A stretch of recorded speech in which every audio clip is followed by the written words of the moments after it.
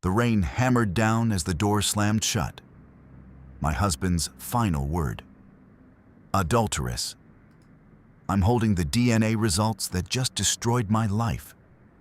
But the real nightmare isn't the divorce. It's the two men shoving me against the diner wall, ripping at my bag for the IVF records I stole. My lawyer's bleeding on the pavement, and the only thing standing between me and the truth is a handwritten code scrawled in the margins. If they get these files, I lose my son. Forever. The code doesn't just prove my innocence. It proves I'm not even his mother. The heavy oak door thudded shut, vibrating through the soles of Sarah Miller's bare feet. Rain lashed against the porch, turning the gravel driveway into a blur of gray slush. David's silhouette remained frozen behind the frosted glass for a heartbeat before the porch light flickered and died. He hadn't even given her shoes. Water soaked through her silk blouse in seconds, pinning the fabric to her ribs like a second colder skin. She stepped off the porch, her toes sinking into the freezing muck. The scent of wet pine and ozone filled her lungs, sharp enough to sting. Behind her, the estate loomed, a fortress of white stone and polished mahogany, where she had spent 6 years building a life that apparently belonged to someone else. A suitcase skidded across the wet stone, heaved from a side window. It burst open on impact. Lace slips and cotton dresses spilled into the mud, soaking up the filth of the driveway. Sarah knelt, her fingers trembling as she clawed at the sodden fabric. David. Her voice cracked, swallowed by the roar of the downpour. The upstairs window remained dark. He wouldn't come out. The silence from the house felt heavier than the storm. She gripped a handful of wet silk, the delicate threads tearing under her nails. A car engine turned over in the distance, headlights cutting through the gloom, illuminating the rain like falling needles. Sarah stood, clutching the ruined remains of her wardrobe to her chest, and began the long walk toward the iron gates. Every step dragged. The mud pulled at her skin, demanding she stay, while the wind pushed her toward the empty road ahead. The iron gates of the Miller estate hissed shut behind her, the mechanical whine sounding like a final sentence. Sarah stood on the shoulder of the road, the asphalt slick and black under the streetlights. Every car that hissed past sent a spray of freezing slush against her bare shins. Inside her chest, a ledger was opening. Entry 3143. I am sorry for not seeing the trap. I am sorry for being a mother whose presence is now a trespass. She reached into her sodden pocket and pulled out her phone. The screen was cracked, but the glow was a lifeline. She opened her notes app, her fingers blue with cold, and logged the apology. It was the only way to keep the world from spinning off its axis. If she could just account for every failure, maybe the universe would stop punishing her. A yellow cab finally slowed, its tires crunching over the grit. The driver didn't say a word as she climbed in, smelling of wet wool and desperation. She gave him the address of the 24-hour diner on 4th Street. As the car pulled away, she looked back at the house. In the high window of the nursery, a small, pale hand pressed against the glass. Leo. He was counting the rain strikes on the pane. She knew it. 1, 2, 3. The diner was a sanctuary of fluorescent hum and the smell of burnt coffee. Sarah sat in a vinyl booth that groaned under her weight, her wet clothes leaking onto the floor. Across from her, Robert Hayes sat with a face that looked like a crumpled map. He didn't offer a greeting. He just pushed a heavy ceramic mug toward her. The steam smelled of cheap beans and comfort. I need to go on record as saying I am currently 8 minutes late for this briefing, Sarah whispered, her voice trembling. Please accept my formal apology for the delay, Robert. The circumstances were non-negotiable. Robert tapped a thick manila folder on the table. Forget the clock, Sarah. We have bigger problems than punctuality. I've been looking at the BioGenetics filing codes you sent over. Something isn't adding up. Sarah pulled her own folder from her bag, the one she had managed to save from the mud. The IVF records. Every heartbeat of Leo's conception was documented here. Every hormone shot, every ultrasound, every cent paid to the clinic. She pushed the papers across the Formica tabletop. The timing of Eleanor's DNA test is too perfect. David wouldn't have looked for a reason to doubt me on his own. He doesn't have the spine for it. His mother handed him those results like a weapon. Robert leaned in, the scent of menthol and stale paper clinging to his suit. Eleanor Miller doesn't do anything without a 3-step plan for total domination. If she's claiming David isn't the father, she's not just trying to divorce you. She's trying to erase you. The bell above the diner door chimed. A sharp, metallic sound that made Sarah flinch. 2 men in dark, identical windbreakers stepped inside. They didn't head for the counter. They scanned the booths, their eyes landing on Sarah with the weight of a physical blow. "Robert," Sarah said, her voice dropping to a low, urgent hiss. "Don't look back." The men moved with a synchronized, predatory grace. They weren't here for eggs and toast. One of them reached into his jacket, and the air in the diner suddenly felt thin, like the oxygen had been sucked out of the room. "Give us the bag, Mrs. Miller," the taller one said. His voice was flat, a machine-like drone that offered no room for negotiation. "The documents belong to the estate." "They belong to me," Sarah snapped. She gripped the strap of her bag so hard the leather bit into her palm. "They are my medical history, my son's history." The man lunged. Sarah didn't think. She reacted. She swung her heavy briefcase in a wide arc, the metal edge catching the assailant in the ribs with a sickening thud.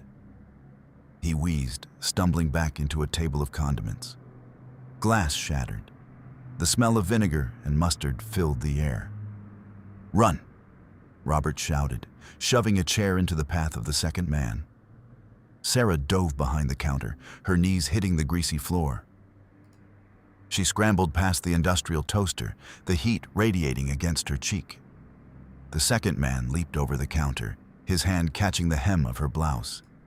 She kicked back, her heel connecting with something hard, teeth or bone, and he let out a muffled grunt of pain. She didn't wait to see if he got up. She lunged for the back exit, the heavy steel door swinging open into the rain-slicked alley. The cold air hit her like a slap, but she didn't stop. She sprinted toward Robert's car, her lungs burning, her feet numb against the wet pavement.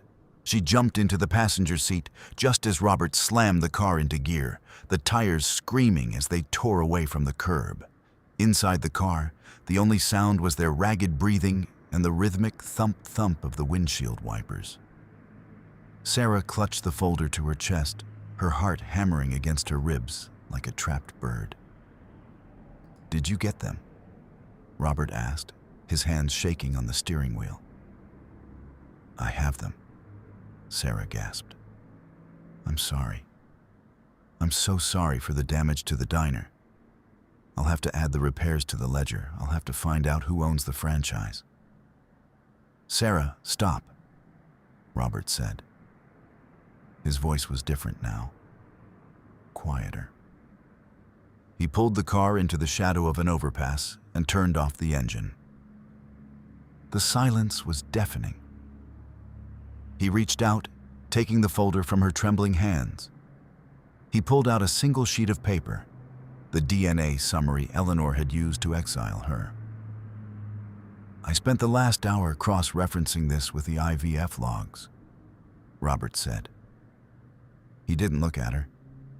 He looked at the paper as if it were a poisonous snake, and Sarah's voice was a whisper. David isn't the father. We knew she'd forged that. We can prove the lab was compromised. Robert finally turned to her. In the dim light of the dashboard, his eyes were full of a pity that made Sarah's stomach turn. It's not just David, Sarah. I looked at the maternal markers, the ones that should match you. He paused, the rain drumming a frantic rhythm on the roof. The test says there is a 0% probability of a biological match. It's not just saying David isn't the father. It's stating, as a scientific fact, that you aren't Leo's mother. The world tilted. The interior of the car seemed to shrink, the walls of plastic and glass pressing in on her. 0%. She had carried him for 9 months. She had felt his kicks, heard his first cry, spent 6 years counting his steps. That's impossible, she breathed. I gave birth to him. I was there. I felt the pain. I have the scars. The paper doesn't care about your memories, Sarah, Robert said grimly. In the eyes of the law, right now, you are a total stranger to that little boy. The next morning, the gray Seattle sky seemed to descend even lower, a ceiling of wet wool that threatened to crush the city. Sarah stood in the back of the courtroom, her hands clasped so tightly her knuckles were white. She had managed to buy a pair of cheap shoes and a blazer that smelled of mothballs from a thrift store. But she still felt naked. Eleanor Miller sat at the front, her silver hair perfectly coiffed, her white silk shirt glowing under the flickering fluorescent lights. She didn't look back. She didn't have to. She owned the room. Your Honor, Eleanor's lawyer began, his voice smooth and oily. Given the recent biological findings and Mrs. Miller's increasingly erratic behavior, including a violent altercation at a public diner last night, we are requesting an emergency guardianship order. Sarah Miller is a flight risk. She is a legal stranger to the child and a physical threat to his well-being. Judge Margaret Thompson didn't look up from her bench. She was counting the ceiling tiles, her eyes tracking the grid with mechanical precision. 1, 2, 3. Sarah held her breath, waiting for the count to end. The evidence is compelling, the judge finally said, her voice like grinding stones. Until a full evidentiary hearing can be held, I am granting the order. Sarah Miller is to have no contact with the minor, Leo Miller. She is barred from coming within 500 feet of the Miller estate or the child's school. Bailiffs, escort her out. The walk out of the courtroom felt like a funeral procession. Every pair of eyes in the gallery felt like a needle. Sarah saw David sitting next to his mother. He was looking at his shoes, his shoulders slumped as if he were trying to disappear into his oversized sweater. He didn't look up as she passed. He was following the no left turns rule of his life, avoiding the hard path even if it meant losing his soul. I have to get into the clinic, Sarah whispered to Robert as they reached the sidewalk. The physical files, the paper trail. If the digital records are faked, the original intake forms must still be there. You can't, Robert warned. They'll be waiting for you. I worked there for 4 years, Robert. I know where the blind spots in the cameras are. I know which floorboards creak. She waited until the sun began to dip behind the Olympic Mountains, casting long, jagged shadows across the city. The BioGenetics clinic was a monolith of glass and steel, glowing with an inner, antiseptic light. Sarah approached the side entrance, her old employee badge clutched in her hand. She swiped it. Access denied. The red light blinked like a mocking eye. She didn't panic. She knew the night janitor's routine. She waited by the loading dock, slipping inside when he stepped out for a cigarette. The air inside the clinic smelled of bleach and ozone, a scent that used to mean healing, but now felt like a funeral home. She made her way to Dr. Thomas Wright's office. He had been the lead physician during her IVF cycle. Robert said he had retired, but men like Wright didn't retire. They were relocated. The office door was ajar. Sarah slipped inside, her heart hammering. The room was a disaster. Filing cabinets stood open, their maws empty. Paper shreds littered the carpet like snow. Someone had been here first. They hadn't just moved the files, they had purged them. Suddenly, the heavy steel door slammed shut. The sound echoed through the sterile hallway like a gunshot. Sarah lunged for the handle. It wouldn't budge. "Hello?" she shouted, pounding on the metal. "Is someone there?" A faint, mechanical hiss began to fill the room. Sarah looked up. A pale, bluish mist was curling out of the ventilation grates. The smell hit her a second later. Sweet, cloying, and chemical. Sedative gas. Her head began to swim. The room tilted, the white walls blurring into a hazy streak. She had to get out. She looked around the ransacked office, her vision darkening at the edges. In the corner, a heavy green oxygen tank sat on a rolling cart. She stumbled toward it, her limbs feeling like lead. She grabbed the tank, the cold metal biting into her palms. With a scream of pure, primal desperation, she swung the tank against the door hinges. Clang. The sound vibrated through her teeth. Clang. The metal groaned. On the third strike, the hinge pins snapped. Sarah threw her weight against the door, and it tumbled outward into the hallway. She collapsed onto the linoleum, gasping for fresh air, her lungs burning. A pair of polished black boots appeared in her field of vision. She looked up, her eyes stinging. A security guard stood over her, his taser drawn, the electrical arc dancing between the probes with a terrifying snap hiss. "You shouldn't be here, Sarah," he said. Sarah didn't answer. She reached out and smashed the glass of the fire alarm pull station next to her. Immediately, the building erupted in a cacophony of sirens. The ceiling vents didn't just hiss, they roared as the sprinkler system engaged.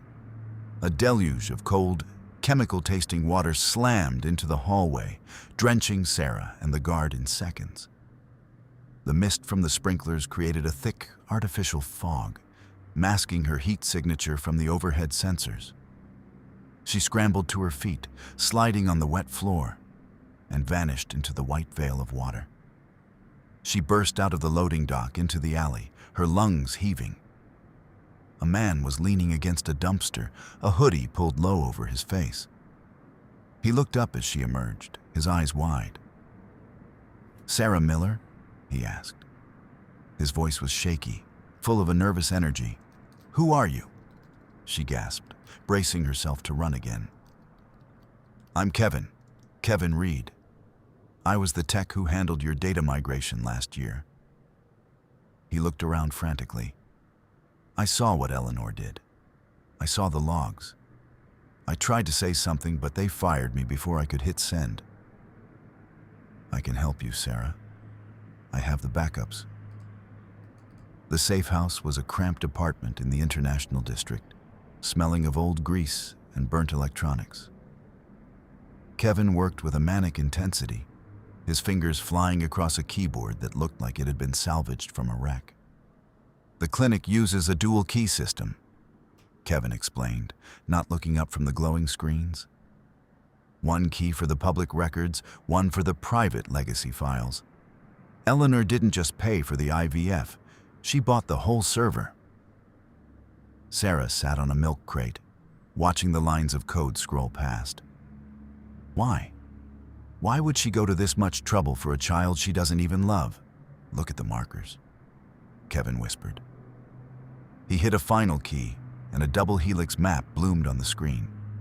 It was color-coded, red for the donor, blue for the recipient. "This is Leo's DNA." Kevin said, pointing to a sequence on the left. And this? He opened a second file, dated 20 years ago. Is the genetic profile of Arthur Miller, Eleanor's late husband. Sarah leaned in, her breath hitching. The two maps were identical. Not similar. Not related.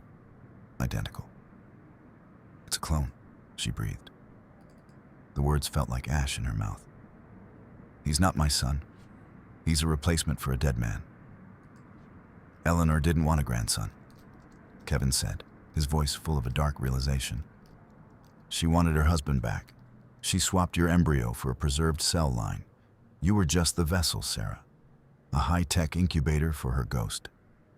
The betrayal was a physical weight. A stone in Sarah's chest that made it hard to breathe. She thought of Leo counting the stairs. 1, 2, 3. He wasn't just counting to stay safe. He was counting because he was a copy, a repetition of a life that had already been lived. I have to see David, Sarah said, standing up. He has to know. He's a victim in this too. David won't help you, Kevin warned. He's too far gone. But Sarah was already out the door. She drove to the estate, the rain turning into a steady, rhythmic pulse. She pulled up to the gates, her headlights illuminating the security guards. I need to speak to my husband, she shouted through the rain. Move along, Mrs. Miller, the guard said, his hand resting on his holster. You have the court order, 500 feet. You're already in violation. David, she screamed, leaning out the window. David, look at me. A curtain moved in the upstairs window. David stood there for a second, his face a pale blur behind the glass. Then, he reached out and pulled the heavy velvet drapes shut. The rejection was worse than the gas, worse than the cold water. It was a final, absolute silence. Sarah sat in her car, the engine idling, and opened her notes app. Entry 3144. I am sorry for believing you were a man. I am sorry for giving you 6 years of my life. I am sorry for Leo. She didn't cry. She didn't have time. She put the car in reverse and sped away, the tires spitting gravel. She had one more card to play. The BioGenetics headquarters was a spire of jagged glass that seemed to pierce the belly of the clouds. Inside, the lobby was a cathedral of corporate power, all white marble and silent elevators. Sarah walked past the security desk with a confidence she didn't feel. She was wearing a stolen lab coat, a clipboard clutched to her chest. She knew the board was meeting on the 40th floor. Eleanor was giving the keynote. She burst through the double doors of the boardroom just as Eleanor was sliding a graph onto the screen. 20 men in expensive suits turned as one, their faces masks of confusion. Eleanor Miller is a fraud. Sarah's voice rang out, echoing off the glass walls. She didn't just fund this company. She used it to commit a felony. She swapped embryos. She's raising a human clone against the laws of this state. Eleanor didn't flinch. She didn't even stop the slideshow. She turned toward the board members, a small, sad smile playing on her lips. I apologize for this interruption, gentlemen, Eleanor said, her voice like crushed velvet. As you know, my former daughter-in-law has been struggling with a severe psychotic break following the news of her husband's infidelity. It's a tragic case of maternal displacement. Security, please gently escort Mrs. Miller to the waiting ambulance. I have the logs, Sarah shouted, holding up her phone. I have the DNA match. You have a stolen phone and a history of violent outbursts, Eleanor countered. She walked toward Sarah, her unblinking eyes locking onto hers. You're hurting him, Sarah. Every time you scream like this, Leo counts a little faster. Is that the kind of mother you want to be? The board members began to murmur, their eyes full of a cold, professional pity. They didn't see a whistleblower. They saw a crazy woman in a wrinkled lab coat. Two guards grabbed Sarah's arms. She fought, kicking at the air, but they were too strong. They dragged her toward the balcony doors, the cold wind of the 40th floor rushing into the room. Eleanor followed them out onto the rain-slicked terrace. The city of Seattle stretched out below them, a carpet of flickering lights and dark water. "Give me the folder, Sarah," Eleanor whispered. The wind whipped her silver hair into a frenzied halo. "Give it to me, and I'll make sure you get a comfortable room. A place where you don't have to apologize anymore." "Never," Sarah hissed. Eleanor lunged. She wasn't a frail old woman. She was a predator. She grabbed the folder, her fingers clawing at the paper. They struggled at the edge of the railing, the glass vibrating under the force of their bodies. Eleanor pushed Sarah back, her strength surprising, her face contorted into a mask of pure, unadulterated rage. "He is mine," Eleanor screamed over the roar of the wind. "He is Arthur. He is the only thing in this world that belongs to me. You are just the dirt I planted him in." She shoved Sarah toward the edge. Sarah's heels skidded on the wet stone. For a heartbeat, she was airborne, the dark abyss of the street yawning below her. She caught the railing at the last second, her fingers screaming as the cold metal bit into her skin. Eleanor stood over her, breathing hard. She didn't try to help. She just watched, her eyes as cold as the rain. "You're a legal stranger, Sarah," Eleanor said, pulling a folded document from her pocket and dropping it onto Sarah's chest. "The court just signed it. You have no standing. You have no son. You have nothing." She turned and walked back into the warm, golden light of the boardroom, leaving Sarah hanging over the edge of the world. Sarah sat on the courthouse steps, the paper Eleanor had dropped sitting in a puddle at her feet. Legal stranger. The words were a death sentence. Robert sat beside her, his head in his hands. "The judge won't even see us, Sarah. Without a biological link, we don't have a case. The law is written for DNA, not for love." Sarah looked down at her hands. They were raw, bleeding from the struggle on the balcony. She reached into her bag and pulled out the old IVF folder, the one that had been dragged through the mud and the rain. On the back of the very last page, there was a series of handwritten numbers: 7-14-22-B-Vault. She had seen these numbers 1,000 times, but she had always assumed they were just a date. Now she saw them differently. She was a medical administrator. She knew how systems were built. "It's not a date," she whispered. "It's a bypass." She pulled her laptop from her bag, her fingers flying across the keys. She didn't look for Sarah Miller.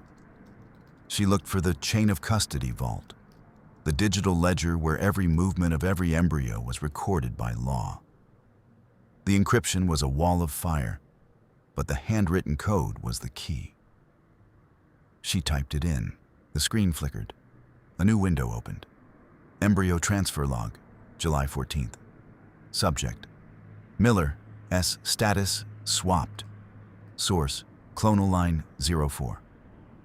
"I have it," she breathed. "I don't have the DNA. I have the kidnapping." She stood up, her legs shaking, and marched into the courtroom. The genetic tribunal was already in session. Judge Thompson was leaning forward, her pen poised to sign the final termination of Sarah's rights. "Stop." Sarah's voice cracked the silence like a whip. She ran to the bench, sliding the laptop across the polished wood. "Look at the audit trail, Your Honor. Don't look at the blood. Look at the theft." The judge frowned, her eyes tracking the ceiling for a moment. 1, 2, 3. Then she looked at the screen. The room went silent. The only sound was the hum of the air conditioner and the rhythmic ticking of the wall clock. Eleanor stood up, her face turning a sickly shade of gray. "This is a fabrication," Eleanor shouted. "It's a digital signature, Mrs. Miller," the judge said, her voice colder than the storm outside. "It's time-stamped, it's encrypted, and it shows that you moved a decade-old trial embryo into this woman's body without her consent. That isn't a biological legacy. That is felony medical kidnapping." The judge turned to the bailiffs. "Take Mrs. Miller into custody, and someone get me the paperwork for a custody reversal." The sun was finally breaking through the clouds as Sarah walked out of the courthouse, Leo's small hand tucked firmly in hers. David stood by the curb, his expensive sweater hanging off his frame like a shroud. "Sarah," he said, his voice trembling. I didn't know. My mother said." Sarah stopped. She looked at him, really looked at him, for the first time in years. She didn't see a husband. She saw a man who had chosen safety over truth, a man who had let his wife be hunted because it was easier than making a left turn. "I'm sorry, David," she said. She didn't open her notes app. She didn't log the debt. "I'm sorry that you're so afraid of the world that you missed your own life. But I'm done balancing your books." She walked past him, her head held high. They drove south, the Seattle skyline fading into a blur of gray and green in the rearview mirror. As they crossed the border into California, the air began to change. It felt lighter, warmer, smelling of salt and sun-baked earth. Leo sat in the back seat, looking out at the vast blue expanse of the Pacific. He wasn't counting. He was just watching the waves. Sarah reached back and squeezed his hand. She knew the road ahead would be lonely. She knew the law might still have questions. But as she watched the sun dip toward the horizon, she realized that she didn't need a DNA strand to tell her who she was. She was a mother. And for the first time in 36 years, she didn't have anything to apologize for.